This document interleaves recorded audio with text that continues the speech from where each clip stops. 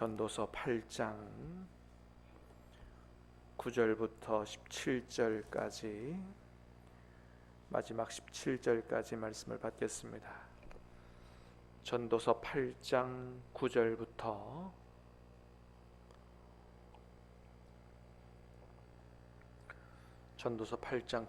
17절까지입니다. 내가 이 모든 것들을 보고 해 아래에서 행하는 모든 일을 마음에 두고 살핀즉 사람이 사람을 주장하여 해롭게 하는 때가 있도다.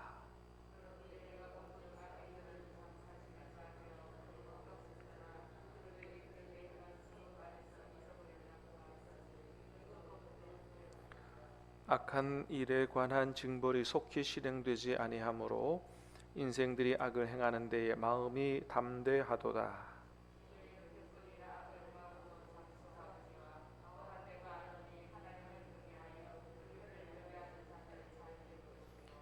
악인은 잘 되지 못하며 장수하지 못하고 그날이 그림자와 같으리니 이는 하나님을 경외하지 아니함이니라.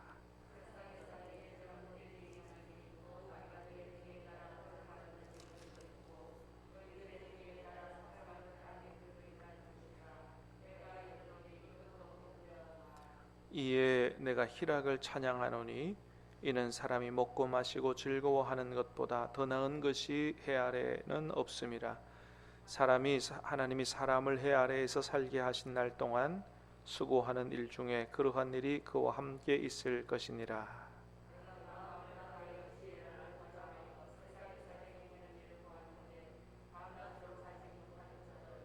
같이 읽습니다. 또 내가 하나님의 모든 행사를 살펴보니 해 아래에서 행해지는 일을 사람이 능히 알아낼 수 없도다. 사람이 아무리 애를 알아보려고 할지라도 능히 알지 못하나니 비록 지혜자가 아노라 할지라도 능히 알아내지 못하리로다. 아멘. 자, 오늘 말씀은 부조리한 현실 속에서 어떤 것이 지혜고 또 어떤 것이 지혜롭게 살아가는 삶인가에 대해서 전도자가 말씀해 주고 있는 본문입니다. 자, 9절 말씀을 한번 다시 보겠습니다. 시작. 내가 이 모든 것을 보고 해 아래에서 행하는 모든 일을 마음에 두고 살핀즉 사람이 사람을 주장하여 해롭게 하는 때가 있도다. 아멘. 자, 사람이 사람을 주장하여 해롭게 하는 때가 있다. 악한 권력자에 대한 이야기죠. 여러분, 사실 사람은 모두가 다 하나님의 형상대로 창조된 존엄한 존재이기 때문에 누가 누구를 지배한다든지 또는 해롭게 한다든지 자기 마음대로 한다든지 할 만한 권리를 받은 사람은 아무도 없습니다. 사람은 기본적으로 그 사람이 뛰어나든 좀 부족하든 잘 살든 못 살든 공부를 많이 하든 못했든 간에 하나님의 형상대로 창조된 다 동일한 존재인 거예요. 그렇기 때문에 사람이 다른 사람을 주장하고 지배하고 통치해서, 물론 이제 지배와 통치가 선하게 사용된다, 그 하나님의 뜻이죠. 해롭게 한다, 억압하고 강탈하고 학대하고 이럴 만한 권리를 받은 사람은 아무도 없다. 하나님께서 어떤 사람에게 너는 너 마음대로 세상을 다스리고 힘없는 사람을 질박 그렇게 하라고 권력을 주신 일은 한 번도 없다라고 하는 거죠. 그래서 모든 권력은 하나님께로부터 나온다 그랬잖아요. 하나님께서 주시는 건데 주시는 목적은 뭡니까? 하나님의 뜻을 따라서 세상을 다스려라, 세상을 이롭게 하고 복되게 하고 그렇게 하라고, 이 땅에 하나님의 나라를 이루어 가라고 하나님이 주신 권세이지, 그것을 자기를 위해서 남용한다든지 그걸 가지고 독재를 한다든지 이렇게 해서는 안 된다라고 하는 거죠. 이 악한 권력자에 대해서 말한. 그래서 그런 의미에서 이 세상에 많은 그 나라의 통치 제도들이 있습니다만은 독재 국가라든지 전체주의 국가라든지 이런 나라보다는 민주주의가 훨씬 난 것이다. 예. 독재는 사람 위에 사람 있다 이거 아니에요. 민주주의는 뭡니까? 모든 백성들이 이 나라의 주인이다. 그래서 주인이 일꾼들을 뽑는 거다. 대통령으로부터 모든 사람. 그래서 그 모든 대통령이나 공직에 있는 사람들은 국민을 위해 봉사하는 사람이다. 이런 거죠. 자, 그러나 그거보다 더 좋은 나라는 어떤 나라예요? 하나님이 통치하시는 나라죠. 하나님의 나라가 제일 좋은 거죠. 그게 베스트인 거죠. 그렇습니다. 자, 그렇게 악한 사람이 절대 권력을 휘두르면서 폭정을 일삼고 자기 배를 불리며 호의호식하고 그렇게 살았지만은 어떻게 되느냐? 10절 보면 시작. 그런 후에 내가 본즉 악인들은 장사 지낸 바 되어 거룩한 곳을 떠나 그들이 그렇게 행한 서급 안에서 잊어버린 바 되었으니 이것도 헛되도다. 그런 후에 내가 본즉 악인들은 장사 지낸 바 되어, 한마디로 말하면 뭐예요? 죽을 때가 온다라고 하는 거죠. 뭐 세상의 모든 권세를 다 자기가 가진 것 같고 자기 마음대로 휘두르면서 천상천하 유아 독존처럼 그렇게 하는 것 같지만 그도 인간인지라 죽을 때가 온다. 자, 그렇게 되면 어떻게 돼요? 거룩한 곳을 떠나. 그 거룩한 곳은 일반적으로 생각하는 우리 거룩한 곳, 그런 곳이라기보다는 영광스러운 곳 또는 왕의 자리 뭐 이런 의미입니다. 그러니까 자기가 그렇게 폭정을 일삼으면서 아주 부귀와 영화를 다 누리는 그런 곳을 이야기하는 거예요.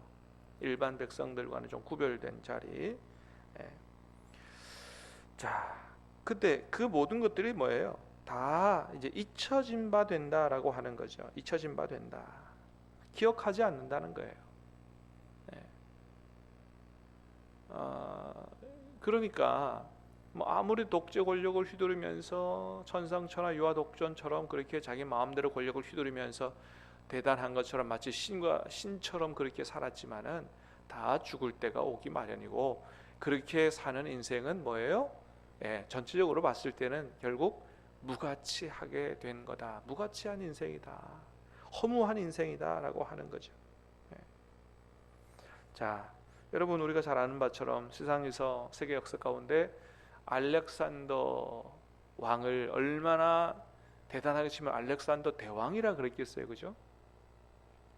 알렉산더 대왕 하면 막 세계 정복자 대단히 위대하게 봅니다. 여러분, 그러나 세계 역사에서 그렇게 평가할지 모르지만은 하나님께서 보실 때는 어떻게 평가하시겠어요? 그렇게 알렉산더 너 대왕이다 그렇게 하시겠어요? 그렇지 않죠. 그거 결국 한 게 뭐예요? 자기 나라의 힘을 가지고 다른 나라 짓밟고 다른 나라 지배하고, 그러다가 저 인더스 강까지 갔다가 그렇게 국문 나라를 확장시키고 전 세계를 말이지 자기 휘하에 있고 그 젊은 나이에 돌아오다가 아니 30 초반의 나이에 열병에 걸려서 자기도 모르는 뭐 말라리아인가 추정하지만 정확히 뭔지 모르는 열병에 걸려서 갑자기 죽었다는 거 아니겠어요?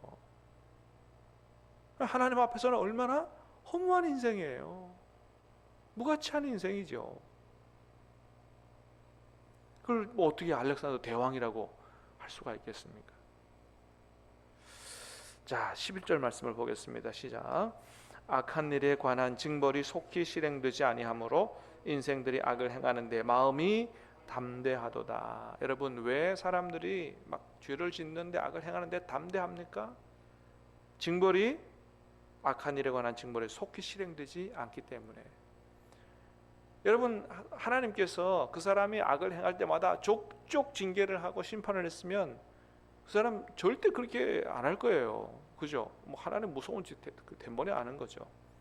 근데 여러분, 하나님은 그렇게 안 하신다는 거예요. 그냥 그때마다 족족 징계를 하고 때리고 뭐 그렇게 안 한다는 거예요. 왜요? 그렇게 하면 살아남을 사람 아무도 없어요. 살아남을 사람 아무도 없고요. 또 하나는 뭐예요? 정말 회개하고 돌아오기를 끊임없이 기다리시기 때문에 그런 거죠. 그래서 하나님이 그냥 족족 그렇게 징계하는 것이 아니고 하나님의 종들을 통해서 말씀을 전하게 하고 또 전도받게 하고 그걸 기다리시는 거죠. 그런데 악인들은 안타깝게도 뭐예요? 그 하나님의 오래 참으심의 인내와 긍휼의 풍성하심을 깨닫지 못하고 하나님은 없다라고 한다는 거 아니겠어요? 내가 이렇게 해도 뭐 괜찮은, 하나님이 있으면 어떻게 그럴 수 있어? 하나님 없다, 그렇게 생각을 한다는 거죠. 그러니까 끝내 악인들은 어리석은 사람이 되는 거고, 그 어리석은 사람은 마지막 최종 심판에 들어갈 수밖에 없게 되는 거다라고 하는 겁니다. 사랑하는 여러분, 저와 여러분들은 깨닫는 은혜가 있게 되기를 주님의 이름으로 축복합니다. 깨달아야 돼요. 우리가 잘못할 수 있지만 뭐예요? 깨닫는 게 중요하다. 깨닫는 은혜, 깨닫는 것도 하나님의 은혜죠. 12, 13절 시작. 죄인은 100번이나 악을 행하고도 장수하거니와 또한 내가 아노니 하나님을 경외하여 그를 경외하는 자들은 잘 될 것이요 악인은 잘 되지 못하며 장수하지 못하고 그날이 그림자와 같으리니 이는 하나님을 경외하지 아니함이니라. 아멘. 죄인은 100번이나 악을 행하고도 장수하거니와, 이런 일이 실제로 있죠. 그죠? 그러니까 하나님이 족족 징계하지 않으니까 저렇게 악을 행하고 사는데도 잘만 먹고 잘만 살더라. 좋은 사람은 일찍 세상 떠나고 악한 사람은 아주 정말 명도 즐겨, 뭐 이런 거 우리가 많이 보잖아요. 자, 근데 13절에 보니까 그랬어요. 악인은 잘 되지 못하며 장수하지 못하고, 거꾸로 지금 그 바로 앞절에서는 죄인이 장수한다고 그랬는데 13절에 보니까 악인은 잘 되지 못하고 장수하지 못하고 그날이 그림자와 같다. 전혀 다른 얘기를 하고 있죠. 이게 무슨 얘기예요? 12절에는 실제로 현실을 얘기하는 거예요. 이런 현실이 있다. 근데 13절은 뭐예요? 본질적인 모습을 얘기하는 거예요. 하나님 앞에서 본질적으로 보면 악인은 장수하지 못해요.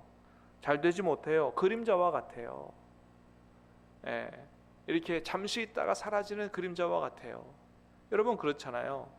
아무리 이 땅에서 장수해도 하나님의 눈으로 봤을 때는 장수하는 사람이 아니에요.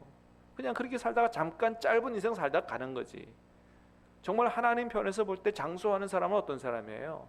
영생을 얻는 사람이죠. 왜 그렇게 이 사람은 정말 하나님 편에서 볼 때 장수하고 복받은 사람이 돼요? 이는 하나님을 경외하는 사람이기 때문에. 할렐루야. 여러분 결국은 하나님을 경외하는 사람이 복을 받고 장수하게 될 줄로 믿습니다. 우리가 정말 믿음도 좋고 그런 사람이 빨리 세상을 떠났다, 참 안타깝다, 그렇게만 생각하면 안 된다는 거예요. 왜? 우리가 바라보는 인생은 이 세상에서 끝나는 게 아니기 때문이에요. 하나님 나라에서 영원히 이어지는 줄로 믿습니다. 성경이 약속하고 있기 때문이에요. 이 세상에만 소망을 가지고 살아간다, 그러면 그렇게 하나님을 열심히 섬길 필요가 없는 것이죠. 자, 진짜 복 있는 사람은, 가장 지혜로운 사람은 하나님을 경외하는 사람이다. 자, 14절 15절 시작. 세상에서 행해지는 헛된 일이 있나니 곧 악인들의 행위를 따라 벌을 받는 의인들도 있고 의인들의 행위를 따라 상을 받는 악인들도 있다는 것이라.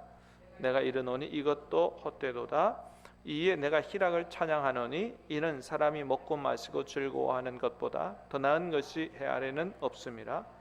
하나님이 사람을 해 아래에서 살게 하신 날 동안 수고하는 일 중에 그러한 일이 그와 함께 있을 것이니라. 아멘. 마찬가지로 14절에 부조리한 현실을 얘기합니다. 자, 세상에서 행해지는 헛된 일이 있는데 악인들의 행위에 따라 벌을 받는 의인도 있고, 그죠? 일반적으로 보면 의인들이 잘 되고 악인들은 못 되고 이렇게 되는데 거꾸로 되는 일이 있단 말이에요. 악한 사람들이 더 잘 되고 높은 자리에 올라가고 의인들은 손해보고 불이익을 당하고 이렇게 어려움을 당하고 살고. 자, 또 의인들의 행위에 따라서 상을 받는 악인들, 또 상인들이 악을 의인의 그 잘하는 그 공로를 가로채 가지고 악인들이 상을 받는 이런 부조리한 현실도 있다라고 하는 거죠. 자, 그래서 이렇게 얘기합니다. 내가 희락을 찬양한다. 기쁨을 찬양한다. 이는 사람이 먹고 마시고 즐거워하는 것보다 더 나은 것이 해 아래 없습니다. 그러니까 전도자가 봤을 때 이 해 아래 사는 동안에 제일 복된 삶은 어떤 삶이라는 거예요. 뭐 남을 지배하고 뭐 상을 받고 이러기보다 뭐예요? 하루하루 먹고 마시고 즐겁게 살아가는 거, 기쁘고 즐겁게 살아가는 거, 이게 가장 복된 일이다. 가장 복된 인생을 사는 거다라고 하는 거예요.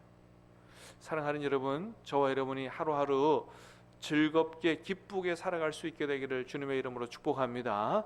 그러니까 하루하루 하나님의 주신 은혜와 복을 누리면서 살아가는 게 이게, 그리고 그게 복된 거지, 다른 사람을 지배하고 뭐 상을 받고 세상에서 뭐 대단하게 그렇게 하는 게 다 진짜 복 있는 삶은 아니다.